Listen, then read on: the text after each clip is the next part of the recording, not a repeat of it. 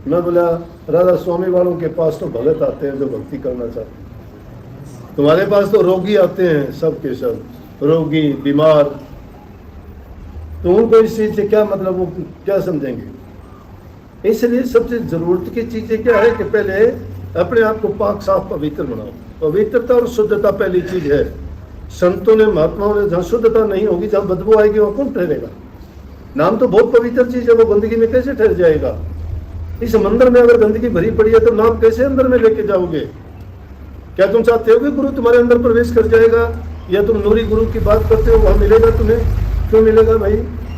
वो नूरी गुरु ऐसी गंदगी में मिलेगा क्या? वो प्यारा मिल तो जाएगा, लेकिन क्या है कि पहले उस मन की सफाई करो, उस गंदगी को बाहर निकालो। पाप कर्म और खोटे कर्म जो किए गए हैं उनको, उन धब्बों को नाम की भक्ति से, नाम के सुमन से सफा कर, उनको जब निकाल बाहर करोगे, हृदय पवित्र हो जाएगा, तुम्हारी रूह भी पवित्र हो जाएगी। फिर तो यूं समझो कि परमात्मा तुम्हारे अंग संग हर पल तुम्हारे साथ में बैठा हुआ। वो घर है हमारा, उस घर में वो सतगुरु बैठा हुआ है, और उससे तुम मिलना चाहते हो तो पाक साथ, जिस मैले वस्त्र होने से तो कोई आदमी भी पास नहीं बैठने देता, वो भी कहता चल दूर बैठ। करते हो कि नहीं ऐसा? अरे गंदगी को, गंदे आदमी को पास बैठाते हो क्या, या बदबू वाली चीज में आप बैठते हो क्या जाके? तो प्रभु तो बहुत पवित्र चीज है। वो कहता है पहले पवित्र हो जाओ। अब पवित्रता के भी, तन की शुद्धता आपकी सेवा करने से होगी। सेवा किसी की भी मिल जाए बहुत उत्तम है, माँ बाप की मिल जाए उनसे भी उत्तम है, और गुरु घर की सेवा मिल जाए तो उसका कहना ही क्या है। और अगर संसारी लोगों को भी मिल जाए, दुखी गरीब कोई भी, चाहे उसकी तन से, मन से, धन से, हर प्रकार से जो तुम कर सकते हो सेवा करनी चाहिए। सेवा सिद्ध सफलता, सेवा विजय अपार, सेवा से मेवा मिले सेवा में करता है। सेवा बहुत ऊंची चीज है। तो सबसे पहले शुद्धता है तन की। शास्त्रों का लेख है कि तन की शुद्धता सेवा करने से होगी, मन की शुद्धता हरि के नाम से होगी। और तुम्हारे पास 4 पैसे हैं, धन है, दुनियादारी वाला धन, तो उसकी दान और पुण्य करने से शुद्धता होगी। और इनसे जो इंसान नेक कर्म करता है उसको नेकी की आदत पड़ती है, जिसके दिल में दया आती है। अब क्यों कही कि चाल पड़ी जब अचरज आया, बन में शेर गऊ ने खाया। हो सकता है कभी कि गाय शेर को खा सकती है, लेकिन गाय क्या चीज है? दया। और शेर क्या है? अहंकार। कि जब इंसान के दिल में दया आ जाती है उसका अहंकार चला जाता है। दिल में जब हृदय में तुम्हारे दया आ गई तो अहंकार खत्म। इसलिए जीवों पर दया करो, जबान से मीठे बोलो, जो तुम कर सकते हो दूसरे की मदद सहायता करो, किसी को कटु वचन ना बोलो। और अच्छा और सुखी जीवन जीने के लिए मेरे से नुक्ता पूछना चाहते हो, तुम्हारे से गलती हो जाए तो माफी मांगो, खत्म। गलती हो जाए भैया माफ कर दे, गलती हो जाए, इधर उधर की बात ना लगाओ, वो अहंकार बोलता है। तुम्हें पता है तुम्हारी गलती हुई है तो कह दो गलती हो गई। अगर दूसरे ने गलती की है उसको माफ कर दो, मन में कोई टेंशन नहीं रहेगी। नहीं तो तुम कुछ कहोगे अगला कुछ कहेगा, बातों से बात बढ़ जाएगी, बढ़ते बढ़ते वो और भी बुराई की तरफ कैसे लेके जाएगी। सुखी जीवन भी जीवोगे ना, सुखी जीवन जीते हुए ही भक्ति के मार्ग पर आगे बढ़ सकते हो। जो इंसान का जीवन सुखी नहीं है वो भक्ति नहीं कर सकता, आगे नहीं बढ़ सकता। घरों में रोज रोजाना के झगड़े, सास बहू के झगड़े, भाई भाई का झगड़ा, पिता पुत्र का झगड़ा, देवरानी जेठानी का झगड़ा, ननद और भाभी का झगड़ा, किस बात के झगड़े हैं? किस दिन के लिए झगड़े हैं? कितने दिन करोगे, कितने दिन जियोगे? जीवन तो बहुत छोटा है, 4 दिन का भी नहीं है। क्या चाहते हो?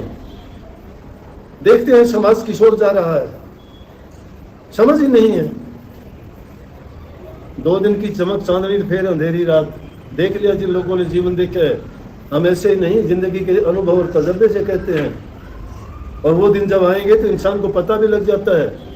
इसलिए जीवन रहते हुए अच्छे काम करो, अच्छे काम करो। बुराई करने वालों को भी अच्छे रास्ते पे लाने के लिए अगर तुम्हें कष्ट उठाना पड़े तो कष्ट उठा लो। किसी का भला करने के लिए तुम्हें झूठ बोलनी पड़े, झूठ बोल तो पाप नहीं है।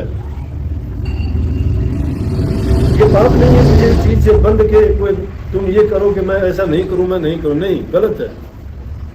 जिससे तुम्हारा किसी का भला होता है, पाप तुम्हारे से छटाक भर होता है, भला शेर भर होता है, तो वो पाप कर देने में दोष नहीं है। शेर भर भला कर दो, उसका भला करोगे परमात्मा तुम्हारा भला करेगा, तुम्हारे मन में एक अजीब प्रकार की शांति, खुशी होगी, संतोष मिलेगा, तुम्हारे दिल में धैर्य होगा, तुम्हारी मानसिक शक्ति बढ़ेगी, तुम्हारी आत्मबल बढ़ेगा। उससे नेक काम करने के लिए हमेशा तुम तत्पर रहोगे और वो अच्छे काम तुम्हें अच्छा करने के लिए प्रेरित करते रहेंगे।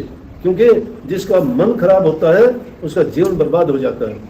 मन को अच्छा बनाओगे, डरने की जरूरत नहीं, किसी चीज से भी ना डरो, मौत से भी ना डरो, वो आएगी, वो आएगी, डरोगे तो भी आएगी, ना डरोगे तो भी आएगी। जरूरी है, पैदा हो गए थे उसी दिन तुमने मौत को लिख दिया था कि आएगी, क्योंकि पैदा हुए हो।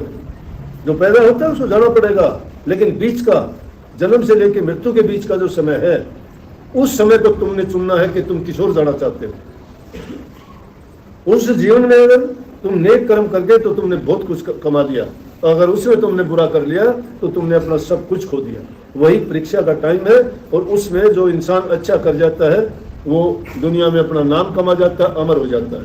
भक्तों के नाम जिनके अमर हुए, उन्होंने नेक कर्म किए, दुनिया को रास्ते दिखाए, पाप कर्मों से छुटाए, प्रभु भक्ति की ओर लगाए, उनमें मन के अंदर शांति, प्यार और दूसरे के प्रति दया भाव जिनके था, वही लोग महान बने। इसलिए नेक कर्म किया करो। गुरु के घर के हो, नाम भक्ति तुमने ली है, गुरु से ज्ञान लिया है, तो नेकी के रास्ते पर चलो। तुम्हें देख के दूसरे आदमी भी ये कहे कि हाँ ये सत्संगी है। अगर तुम सत्संगी होकर गलत करते हो, गुरु को भी तुम लानत दिलाते हो, नाम को भी बदनाम करवाते हो, और तुम्हारी तो जो दशा है वो दशा है ही। इसलिए तुम्हारे अंदर वो गुण झलकने चाहिए कि हम सत्संगी हैं, हम संसारी आदमियों की तरह नहीं हैं, हमारे लक्षण अच्छे हैं, हमारे कर्म अच्छे हैं, हम पवित्र काम करते हैं, हम दूसरों की मदद सहायता करते हैं और मंदे कर्मों से बचते हैं। मेरे से लिखवा लो, अगर ये गुण तुमने अपना लिए तो भक्ति के अंदर चलना नहीं, दौड़ते हुए जाओगे। तुम्हें परमात्मा को याद नहीं करना पड़ेगा, परमात्मा तुम्हें याद करेगा, परमात्मा तुम्हें याद करेगा। तुम्हें उसकी ओर जाने की जरूरत नहीं, वो तुम्हारे पास आएंगे। माड़ा फेर उन हर बचुर, मुख से कहूं न राम, मेरा साईं मुझको भजता पाऊं विश्राम। कबीर साहब कहते हैं कि ना मैं माड़ा जपूं और ना मैं हर भजूं और मुख से राम का नाम भी नहीं लूं, लेकिन मेरा साईं मुझे भजे। वो कब भजेगा? ये कर्म करोगे वो तुम्हें भजेगा। जो ये बातें बताई, ये बातें तुम तो तुम्हें याद करेगा, तुम्हें उसको याद करने की जरूरत नहीं रहेगी।